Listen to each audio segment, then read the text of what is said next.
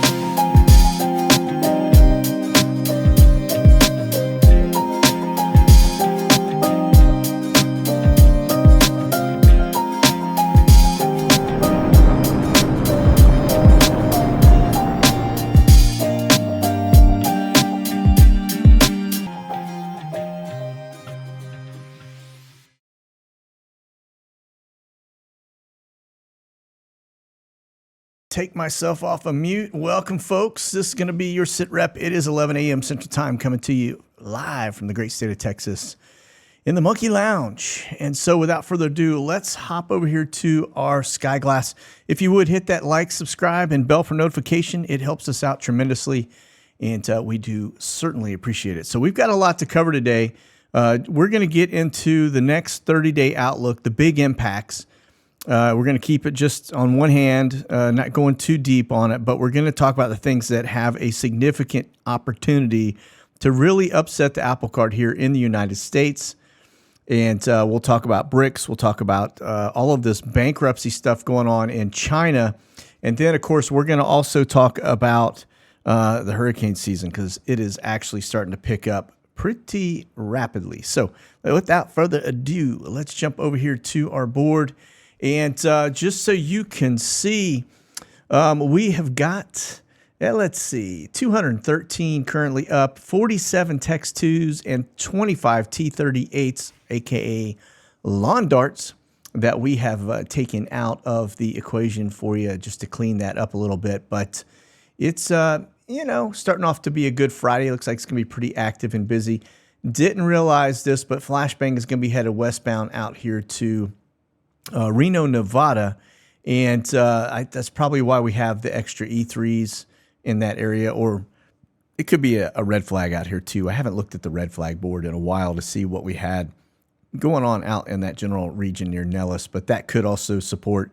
Remember, they handle a lot of that congestion in the region, that excess traffic, especially when it comes to the fighters, etc. So let's do this. I'm going to peel the onion back just a little bit. Let's see how many air refuelers we have up. So we're going to start out with the Pegasus. That's going to be the 767-200s. We're going to get down to the KC-135s to add them into the mix here, another 16.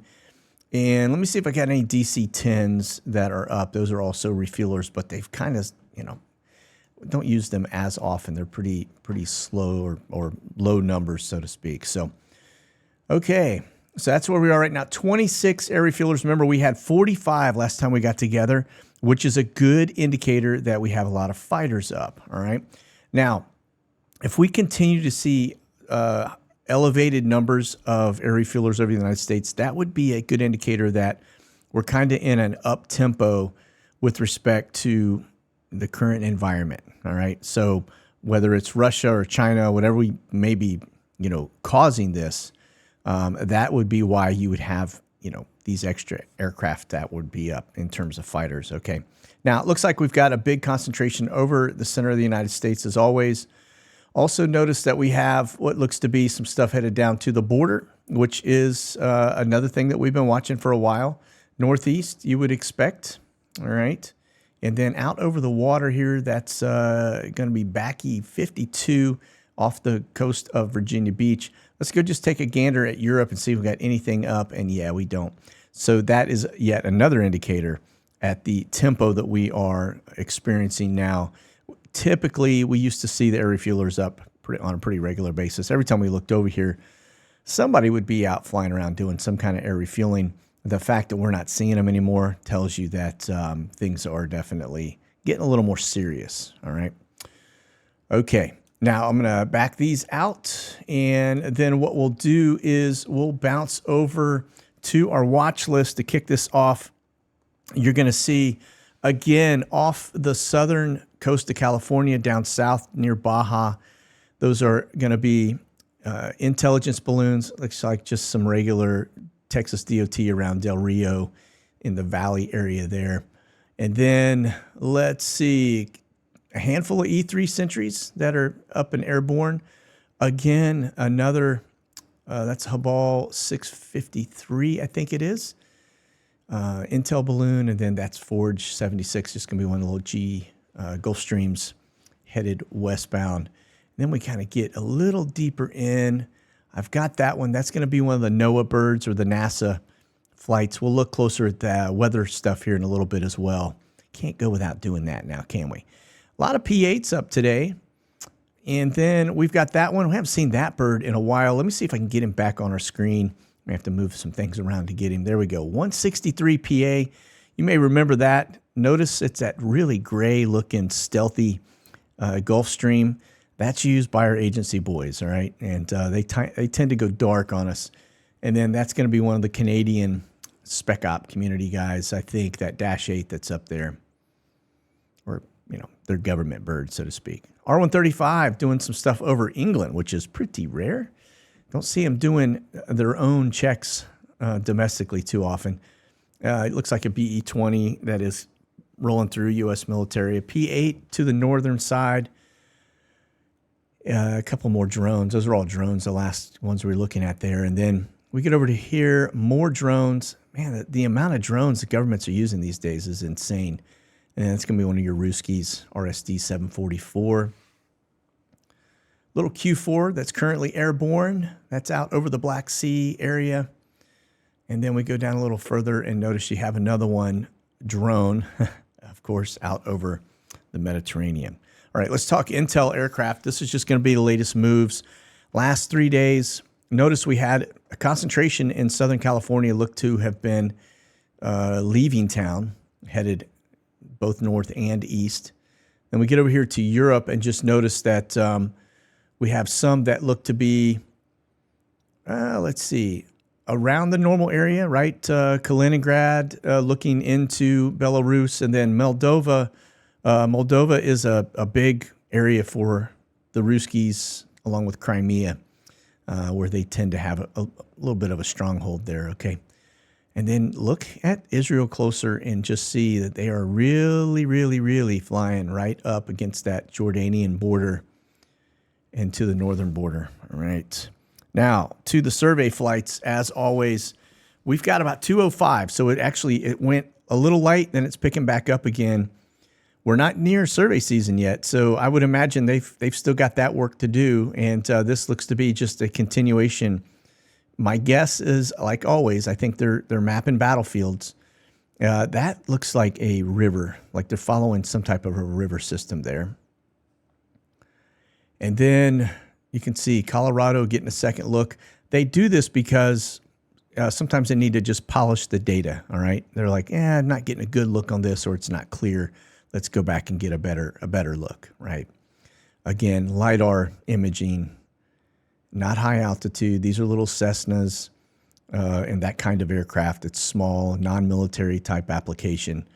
But North Dakota, again, hot and heavy. Got to wonder if these governors know they're doing this.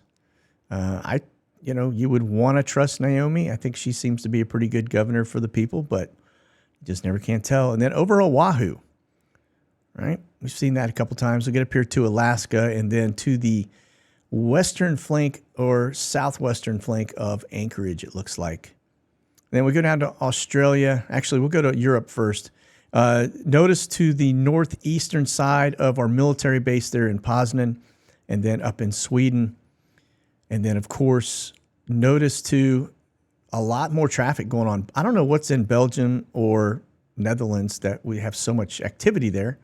Maybe banking systems or something, or they're worried about something. But Okay, let me get down to Australia. Don't know why I stopped in China, but here it is. Australia still, still gathering data, still doing the stuff that they have been doing for months now. Again, we're well over 14,000 survey flights, folks. Well over it, all right? Okay, let's talk Ruskies. You can see one bounced in and out of Belarus, and I don't know if you saw the latest headline, but President of Belarus basically was throwing the N-word out there, which was nukes. And it looks like he is, ruffling some feathers with that comment. So, all right, let's look at the drones, and then we're going to back away, step away slowly. Southern California, very hot and heavy. Notice the altitude on that one looks to be pretty high up as you get in a little closer. And then we've got that little one, Valkyrie, that's a British drone in El Paso, and then that one south of Winnipeg in North Dakota. That's going to be a Q9. And then this little low altitude there in Denmark. And these over Turkey, continuing on. And then this over the Mediterranean. Same thing. Remember, Tripoli and Benghazi. Those are two hot spots for the Ruskies. That's why they're looking at them. And then that broken one out over the Black Sea. All right. Back to the mini board. And, oh, by the way, if you haven't gotten coffee yet and you're interested in getting some of this MonkeyWerx coffee, I'm telling you, it is absolutely amazing. Made it easy for you. A little banner right here. There is a barcode. If you just hold your phone up to that barcode, it'll actually scan that little QR code. And you just push on that when it lights up, and it'll take you straight to the site to get that amazing coffee. So just putting it out there, making it easy on you. All right. Okay. Let's get into what's going on with the news, and we'll start breaking it down for you. August 18th, Friday. Looks like Flashbang is going to be, let's see, it's 11 a.m., and he's meeting with, I guess, the Prime Minister of Japan and the Republic of Korea, the President of the Republic of Korea.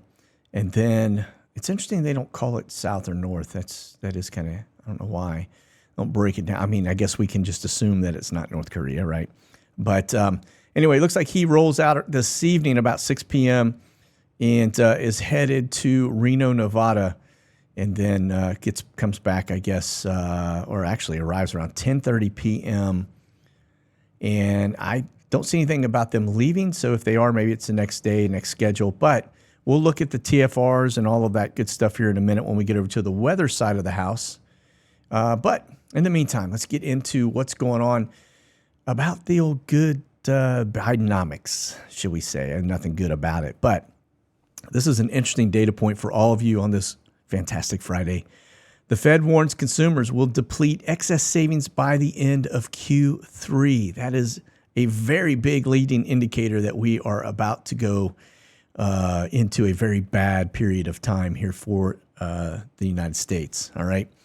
Now, again, this is about 44 days out, but it's just on the bubble of our window. But this isn't what's driving. We've got to watch some other stuff, too, that's going on out there. But we get down, you can see this dip, this red pool, so to speak. And we'll notice these were really good accumulations and savings. They bled off, and this is where we are today. You go down to a further graph, you can see this was 2020 when people, we went into the pandemic. Everybody started to deplete their savings because they were out of work, et cetera. But this is kind of the dip right here. You can see this one that took place previously, but this looks like we're starting to hit that drop off again. Okay. But they're saying by Q3 of this year, and this is based on just the speculative data that they have been watching, that they're saying also it has to do with the interest charged on credit cards at a record high, plus a restart of student loan repayments that it's getting ready to come back around in a couple weeks. And they say that is the perfect storm brewing in the good old Bidenomics. It says our updates estimate suggests that households held less than $190 billion in aggregate excess savings by June. There is considerable uncertainty in the outlook, but we estimate that these excess savings are likely to be depleted during the third quarter of 2023. All right, enough of that. Now, this is where it's going to have a massive impact on us. You may have heard about this. We talked about Evergrande probably about 8, 9, maybe 10 months ago that they were basically having a massive, massive issue with liquidity and cash flow in terms of China, right? Now, this is China's largest real estate company. It's actually global in nature, but they have just filed for bankruptcy here in the United States, probably to prevent the U.S. guys from coming after them. Now, you want to know why Yellen was over there? It's because of this stuff right here. We already knew this was coming, and she made a special trip over there because they had just defaulted on paying the interest on bonds in the trillions of dollars to the U.S. So this just adds to it. But the big takeaway is this is a large real estate company, and they basically just filed Chapter 15 protection in a New York court on Thursday. It's an estimated $300 billion in debt that they have defaulted on. All right. Now, this had, like I said, had already happened or started happening 10 months ago, roughly about 10 months ago. But when they mentioned it 10 months ago, they said this is going to be equivalent to the 2008 Lehman Brothers. And China was able to kind of stave it off a little bit, all right? They prolonged this as it continued to just bleed out, but we were watching the ripple effect take place inside China, and they somehow contained it. But it doesn't stop there, because now we've got another secondary one that is almost as big. This is called Country Garden. And if you look at it on the bond as it falls deeper into this distress level, you can see what's going on here. This is over on Bloomberg, but it's all of it is just, it's like a lawn dart, right? Okay. Now they're saying that this is one of their largest developers, and that's been wobbling. And they're saying now that it has less than 30 days to avoid the default. This is within our window, because if these guys default, coupled with, and this I think is 180 billion, I believe. Total liabilities are 1.4 trillion won, 194 billion. And that was at the end of last year. So they're basically saying this, coupled with the Evergrande thing, is, again, we want to talk, perfect storm. Next 30 days, this is stuff that is going to happen. It's going to probably have some pretty big impacts on our stock market. Okay. So eyes on that. It's a data point for you, but this is definitely, we've got a lot of things that are going to be induced into our own economic woes, right? Now, let's talk BRICS for a minute. China is actually, he's headed over to the BRICS conference. That's going to happen around, I think it's next week. 8/22, August 22nd, I believe, is the big meeting. But there are 40 countries that have signed up to become part of BRICS. So that's a pretty big deal. If you think about it, this is they're basically getting off the U.S. petrodollar. That's what this is all about. So again, this starts next week. That's inside our 30-day window. And they're showing this here, the 40 nations, more than 40 nations. It was 41 last time I checked. But there's some big players in this. You got South Africa, Saudi Arabia, Argentina, and Egypt are all jumping on board. In addition to, there's even talks, Turkey is engaged in this, which is part of NATO, which is going to be a very interesting dynamic.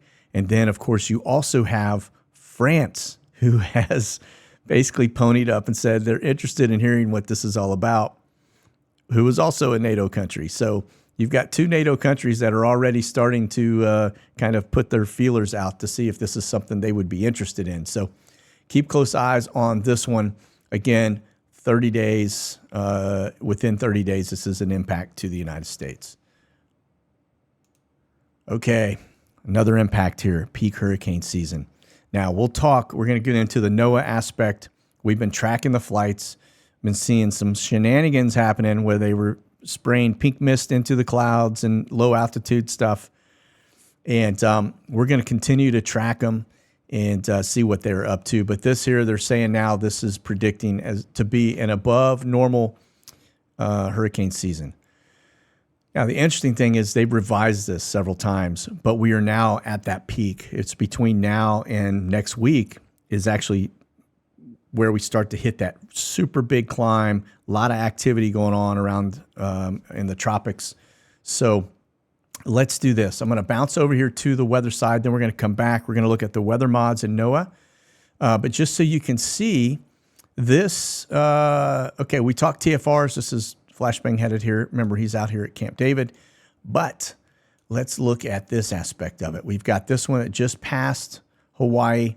We've got this activity that is right now a Cat 4 hurricane headed up into Baja, Southern California. So you're about to get a big soaker here in Southern California. Unfortunately, it's not going to hook. It'd be really nice if the jet stream would bring it out over all of us out here because we could all use it, especially this week.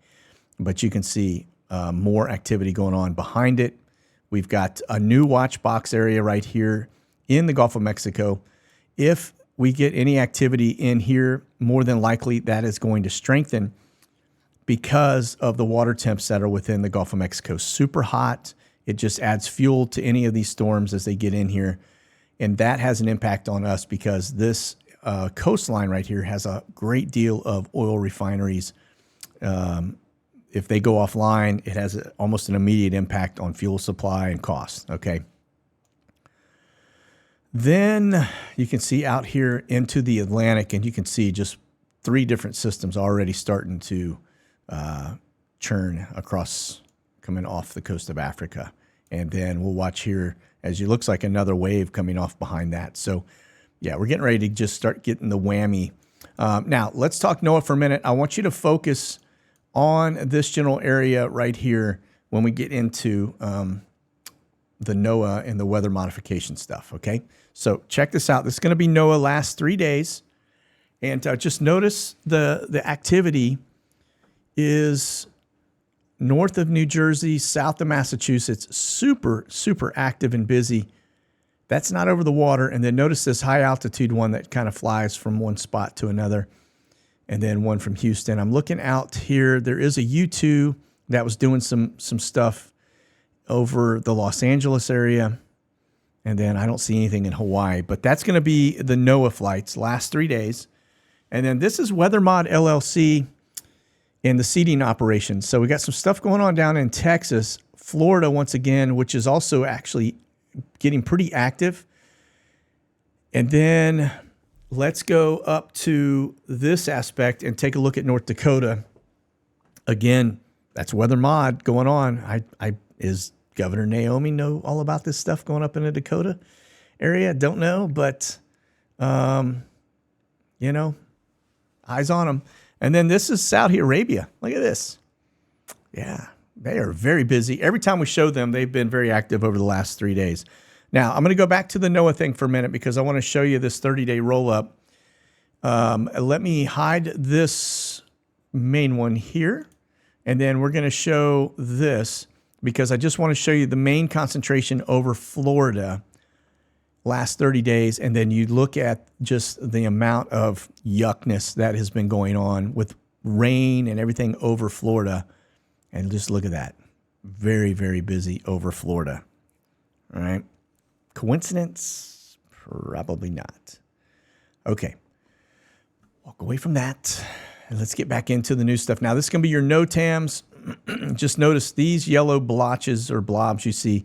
This is turbulence, and it's pretty heavy turbulence. So if we get into what we've got this box off of the northwest coast. This one down south. Remember, we've got out in this general area, we have the intelligence balloons, high altitude, NSA, you know, looking at something out here in the water. More than likely, they're probably watching the shipping lanes. Could be some Russian stuff, some Chinese stuff that they're concerned about. That's the hurricane we were just looking at. And then look at this rough weather up here in Canada. This is the area over the last 30 days. It's been very interesting from a NOAA perspective. And so Toronto was where we saw them actually do some of their spewing. But this is going to be also turbulent weather today, headed eastbound. All right. And then just notice the danger boxes off the East Coast. We get down a little further. Another one here. Another one off the Gulf of Mexico side of the house. All right, let me back up. Let me actually go way back and see if we've got anything. Every once in a while, I'll see some strange anomaly up here across the top, but don't see anything there today. And it looks like it's settled in or settled down a little bit. I'm not seeing the same degree of stuff that we were seeing along the borders before. Just notice this out near Cyprus. Notice that is a new box. This is quite a few boxes. This end of Italy, exercises are scheduled. Let me see what this one says. Let's see. Pilots to exercise caution due to military aircraft operating with no transponder. Interesting. Okay. Don't know what that acronym stood for, but anyway, it's just a data point for you. One thing here, notice, remember, this is where we saw the weather mod airplane flying. Notice that you got the turbulence clouds right here. So they are generating storms over this general area, right? There's Mecca and Medina. Just kind of a reference point for you. Okay, let's get over to this piece. And this is going to be an ongoing rolling 30-day issue. Remember, it has been discovered that the United States, our efforts in Ukraine are basically to just wear down Russia. That's what we plan to do so we can have a regime change. That's what was the intent of all of this. Of course, we also know we've got deep state assets within Ukraine, tons and tons of things there that I can't say currently. But that's why we're there. We're trying to protect that, trying to maintain it.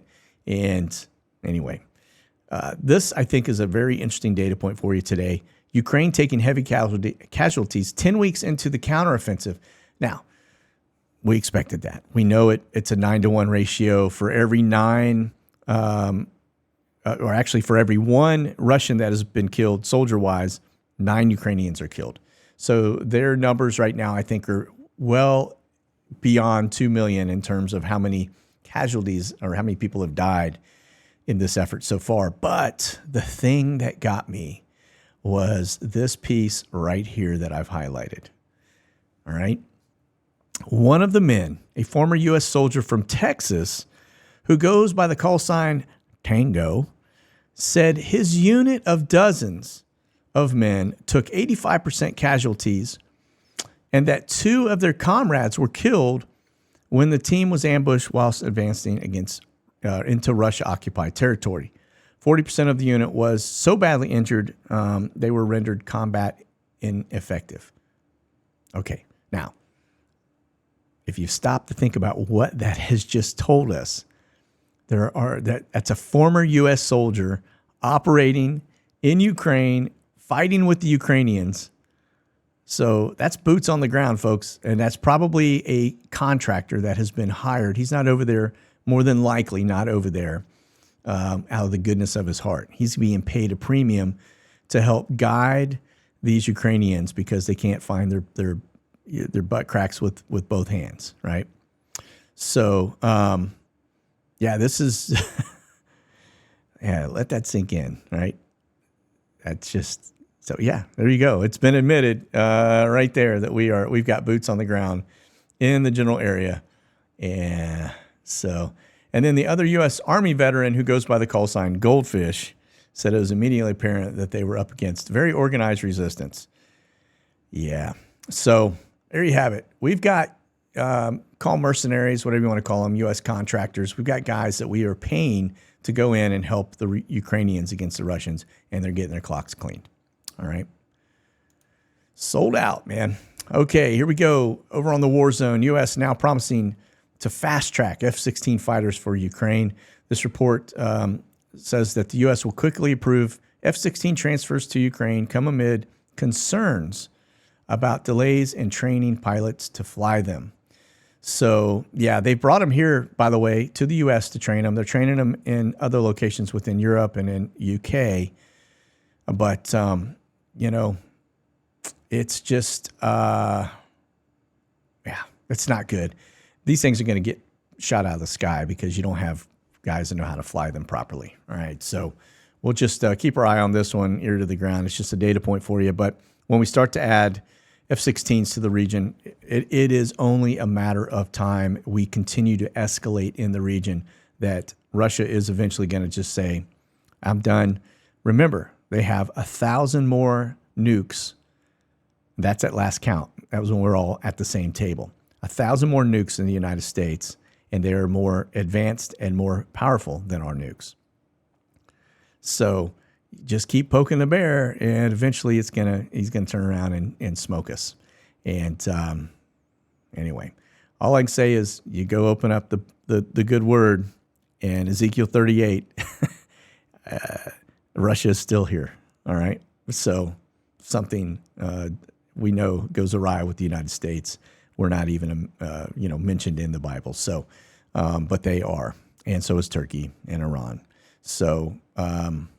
Not a good sign, and I think to keep pushing it, knowing that they are still there in the end days, is not good. Hey, the other thing, too, that may or may not be within the 30 days, don't forget there is a peace deal that is being brokered right now with the Saudi Crown Prince, and they are calling it the mother of all peace deals with Israel. And so just put that one in your quiver, because if that thing takes shape, yeah, that's a game changer, folks. All right, let's get over to Biggs Army Airfield, see what we've got on the board. It looks like we've got a Sierra Pacific. That's a SPA coming out of Tucson. They're located, that's their home operation, but it's arriving from Tucson. An Allegiant out of Indianapolis. And then it looks like National Cargo coming out of Orlando. So those three are inbound. And then where are they leaving from here? This one's headed up to Cleveland, Ohio. And this one's headed to Lansing, Michigan. So more than likely, these flights that we just talked about are immigrant related, not troop related. All right. So looks like the camp here has filled up. And oh, by the way, I don't know if you were able to watch the Robert Kennedy Jr. Interview by Tucker Carlson, but he brought up a point. He had visited the border. And he was talking about the fact that Homeland Security is actually giving people tickets if they don't have enough money to fly them into our country, with a court date to appear like 7 years out. And so they're basically paying for people to fly if they've got family anywhere in the United States to go be with that family. And that right there is treason to me. There's a proper process. They're not coming through from an asylum standpoint. They're coming to America for a better life, and we are basically allowing them to come breach our borders, and basically giving them a free ticket, some walking around money, and sending them on an airplane. Yeah, let that sink in. All right, over to Dover. We have on the board, I see a couple 747s, Atlas Air coming in from Chicago, and two of them coming in from Chicago. Those are both, one's a Coletta bird, one is an Atlas Air, and then it looks like a third one that is on the docket to come inbound from Chicago, 747s. From there, where are they heading? Ramstein. The other one's headed to Mildenhall, England, so that's going to be RAF base over there. Camber Flight is the designator. That may or may not be troops or a combination thereof. It could be some troops along with some equipment. Given the aircraft type. All right, moving on over to Ramstein, Germany. Okay, this one we just saw coming in from Dover. This one, it looks like the one that we were watching is going to come in from England onto Ramstein. So it's stopping in England, then headed on. So probably picking up some stuff, fuel stop. And then we have this one coming in from Kuwait. That's a 777-200. That's probably troops based on the aircraft. From there, it's headed back to Baltimore, Washington. Could be a rotation. And let's go down to our forward operating base. Remember, this is the Ukrainian border. This is inside Poland. This is RZE. It's a forward operating base in the region. And we're just going to look at the board to see. Last time we checked in, it had started to slow down a little bit, but it was super crazy busy just after the announcement of 3,000 plus troops being added to the forward operating bases. One in Poznan, and then this one at RZE. Going through it, I'm not seeing. I got one 747 from Dover coming direct from there. That's probably carrying artillery. And nothing else. Let's go back to the top. See if it's leaving. I got a KC-30, but that's just going to be a U.S. asset. As we get through, no, one. So the Atlas Air is headed to Hong Kong. So it's going to fly eastbound. From there, the reason it can fly straight to Hong Kong from there, it'll fly over China and India and everything else. It can do that because it's not carrying any kind of military equipment or troops. And it basically, they'll let them fly right over their area. It'll land in Hong Kong. It'll pick up a bunch, probably artillery, whatever's over there in Southeast Asia that we're grabbing equipment, being repurposed for this location. And it'll fly again east. It'll go through more than likely Anchorage, and then it'll head directly all the way over to this spot. All right. Not seeing any others. So very slow in the forward operating base today. Okay, Constanta. We're just going to take a gander to see what we've got. Remember, this is a base operation location. Now, I didn't get an opportunity, or should I say I had the opportunity. I just failed to grab that opportunity to share it with you. But very unusual. We just had a Ukrainian aircraft that was at Harlingen, Texas border that flew from there down to Central America, Guatemala, I think it was. What are the Ukrainians doing? This was I just don't get it. It's not a commercial bird either, all right? So what was it doing at the Texas border headed southbound? I have no idea, but I'm just going to point this out. This right here is the only port that they're able to get stuff in and out of from the region into the Black Sea and continue on their business operations, if you catch my drift. All right, let's look at the flight board and see what we have here. EZ-27, that's definitely a call sign. Notice there's no equipment listed with that. When I say equipment, I'm talking about aircraft, right? Anytime from a commercial standpoint, when they're talking about moving around airplanes, they're talking about equipment, okay? So that's probably a C-130 or something along those lines. But EZ-27, call sign, and it looks like that one's taken off and back a couple times here. And then Duke 76 coming out of Wiesbaden. That is going to be probably a base commander that's stationed up at Wiesbaden, just kicking the tires, going around and making sure everything is still operationally good. All right, let's move on from Constanta. We'll continue to monitor that location. All right, it's going to be your Canberra flights. Again, we just caught this one. This is coming out of Fort Worth Alliance, or AFW Alliance Fort Worth is the call, the base call sign there. 27,000 feet, 592 miles an hour. It's got the Canberra call sign, so that's going to probably be carrying based on that aircraft type, which is a 767-200, right? That's going to be troops more than likely. And then this looks to be headed outbound from, where is that? Let me back down a little further and see if we've got Belize. Yeah, I don't know where. Anyway, so there's one coming out of that location. I'm thinking that's, no, I don't know where that is. I wanted to say that was Turkey, but I see the border here, so it doesn't look to be Turkey. But anyway, I need to look at my map closer so I can be educated on this. But yeah, remember, this is, you talk about Russia right here. This is the Black Sea. This is Crimea. You get down here, that's going to be Sochi. And yeah, that's pretty doggone close. So that's a U.S. Canberra flight, 767-300. So that tells you we got some troops in here. 40,000 feet, 536 miles an hour. Yep, there you have it. Okay, onward and upward. The Brits today look like they've got one that is climbing out of the UK and then one here coming out of Cyprus. And so we got 4 flights total, all coming out of the UK, destination unknown. I'll back it up a little. I only see 3 on the board. Not a shocker. Okay, NATO, nada, zip. On to Omni. Again, charters, we've seen them. They're flying a lot of folks from Manchester to Toronto. But looks like, again, we've got them coming out of Fort Worth Alliance, Guam to Anchorage, and then Shannon, Ireland to Baltimore, And so this one, Fort Worth, that's interesting because it's headed to Dobbins and Marietta. So these are more than likely all carrying troops. All right. Okay. What are we looking at here? National Cargo. Wow. Look at this one headed down south from Miami. All right. And then we've got a couple more. Biggs Army Airfield climbing out. That's at 40,800 feet, 529 miles an hour. And then this one here looks to be coming, get down into it. So Traverse City, Michigan to Salt Lake. Biggs to Lansing, Michigan.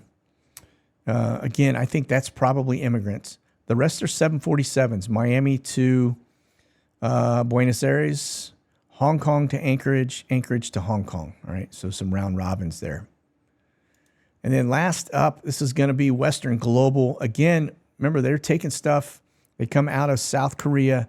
They're heading up here to Anchorage, Alaska. Then they fly down to LAX. I think this is a staging ground for them at that southern port. So, all right. Well, listen, folks, that's going to do it for a SITREP today. Thanks. I went a little bit long. I've been trying to get it skinny down to just maintaining that 30 minutes, but I just can't seem to do it for some reason. But just a general, a look ahead. This is, we've got some interesting things coming that are definitely going to impact the United States.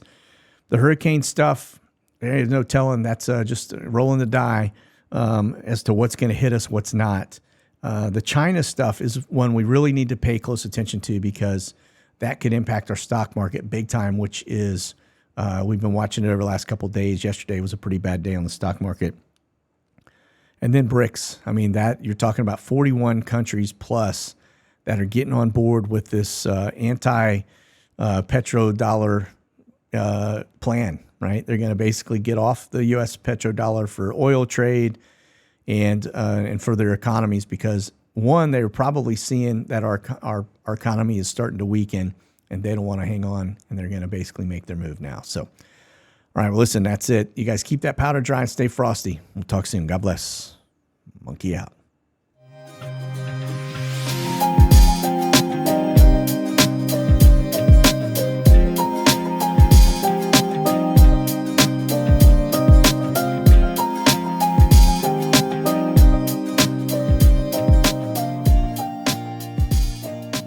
Thanks for watching, folks. Check out the latest gear and products over at monkeywerxus.com.